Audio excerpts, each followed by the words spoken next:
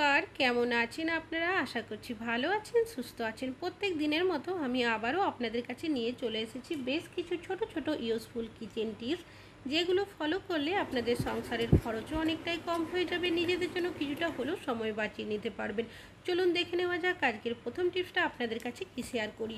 আমি এখানে নিয়েছি পেঁপে। আমরা অনেকে পেঁপের বিভিন্ন ধরনের রেসিপি বানিয়ে থাকি, তবে সমস্যাটা কি হয়, যখন আমরা পেঁপে কাটি, পেঁপে কাটার সাথে সাথেই দেখবেন একটা কষের মতো বেরোতে থাকে।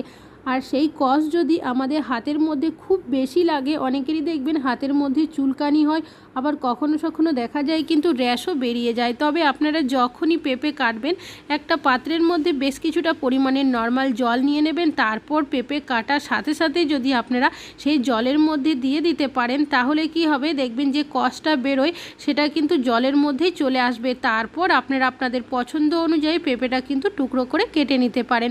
আশা করছি টিপসটা কাজে আসবে। তো আমি পেঁপেটা কেটে নিয়ে এইভাবে করে রেখে দিয়েছিলাম কিছু সেকেন্ডের জন্য। আর আপনারা নিজেরাই দেখতেই পাচ্ছেন পেঁপের মধ্যে যে কষটা ছিল সেটা কিন্তু সম্পূর্ণ জলের মধ্যেই চলে এসছে।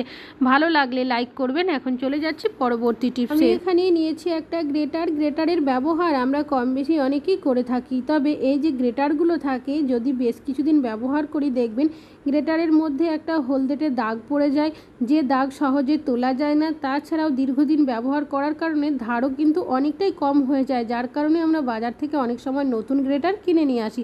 তো আপনারা কি করবেন, নিয়ে নেবেন সামান্য পরিমাণের টমেটো সস। অনেক সময় যদি সস নষ্ট হয়ে যায়, সেক্ষেত্রে আমরা ফেলে দিই।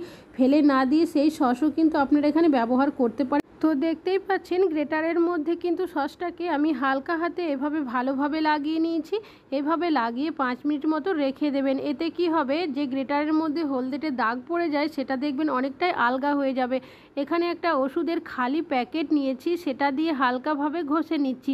এতে কি হবে, গ্রেটারের মধ্যে যে হলদেটে দাগ থাকে সেটা তো পরিষ্কার হবেই, গ্রেটারের মধ্যে যে ধারটা চলে যায় সেটাও কিন্তু অনেকটাই চলে আসবে। তবে চাইলে এখানে কিন্তু ফয়েল পেপারেরও ব্যবহার করা যাবে, তবে সবার কাছে সবসময় ফয়েল পেপার থাকে না। সেক্ষেত্রে এই ধরনের ওষুধের খালি প্যাকেট ফেলে না দিয়ে আপনারা রেখে দেবেন, বিভিন্ন কাজে কিন্তু ব্যবহার করতে পারবেন। তো দেখতেই পাচ্ছেন গ্রেটারটা কিন্তু এভাবে ঘষে নিয়েছি। এবার পরিষ্কার জল দিয়ে ধুয়ে আপনাদের দেখাচ্ছি।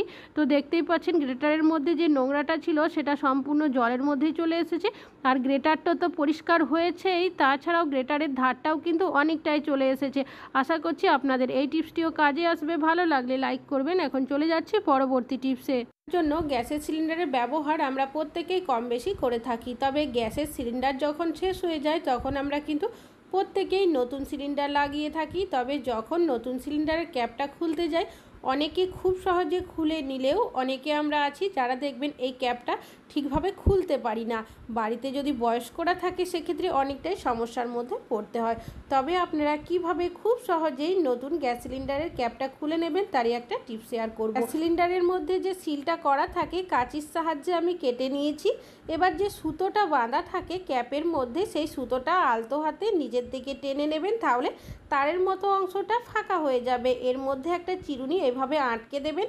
তারপর অন্য হাতের সাহায্যে আলতো হাতে যদি ক্যাপটা তুলে নেন, খুব সহজেই কিন্তু খুলে নিতে পারবেন।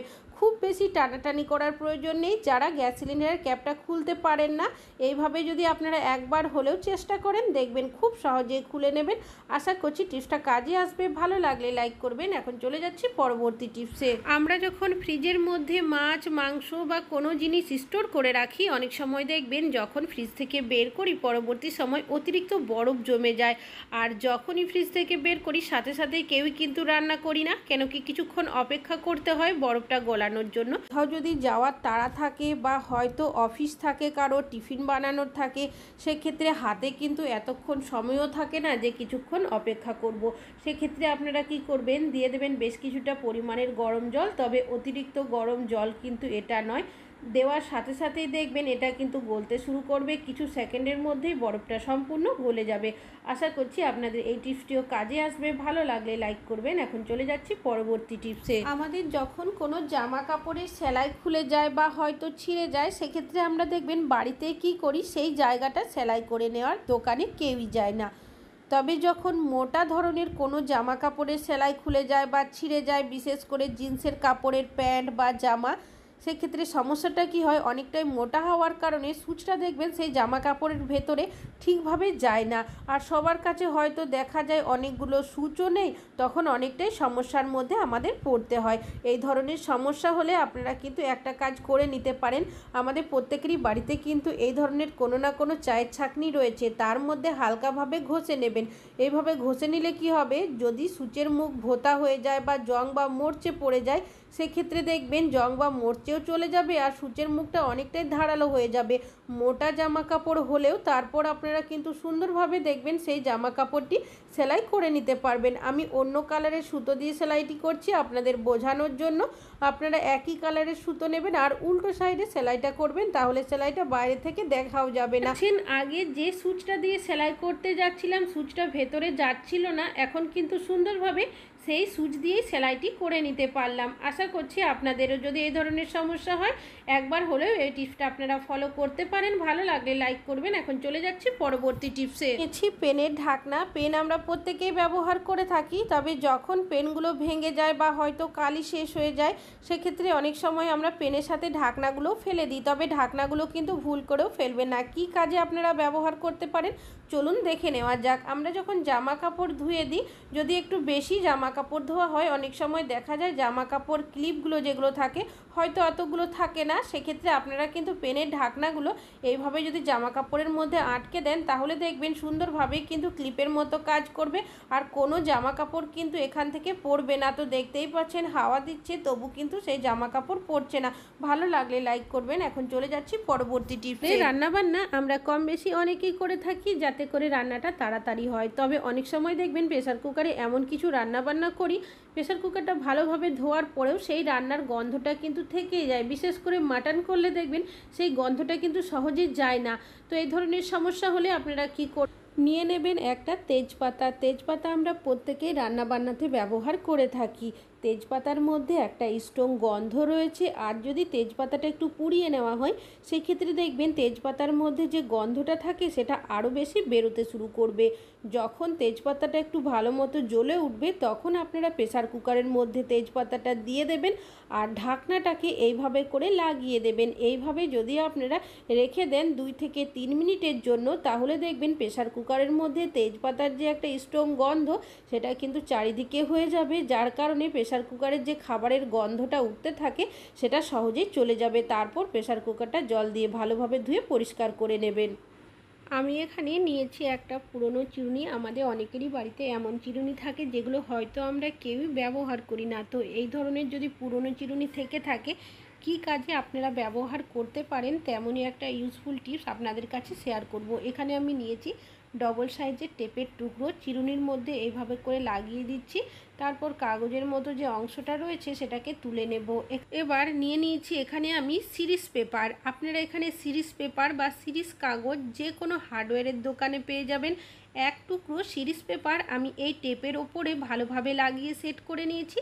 কী কাজে এটা ব্যবহার করবেন, আমরা অনেকেই বাড়িতে বটির ব্যবহার করে থাকি সবজিপাতি কাটার জন্য, মাছ মাংস কাটার জন্য। রেগুলার বটি দিয়ে সবজিপাতি কাটার ফলে সবজির রসকস লেগে যায়, যার কারণে দেখা যায় অনেক সময় জং বা মরচে পড়ে যায় আর ধীরে ধীরে বটির ধারটা অনেকটাই কমে যায়। তখন আমরা বাজারে নিয়ে যাই বটিটা ধার করিয়ে নিয়ে আসি, সেক্ষেত্রে অনেকগুলো টাকাও খরচ হয়। তো আপনারা এইভাবে যদি বাড়িতেই খুব সহজে ছুরি বটি যে কোনো জিনিস ধার করে নিতে পারেন, তাহলে দেখবেন কিছুটা হলেও কিন্তু খরচ আপনাদের কম হবে আর আপনাদের সময় বের করে কিন্তু বাজারে যেতেও হবে না।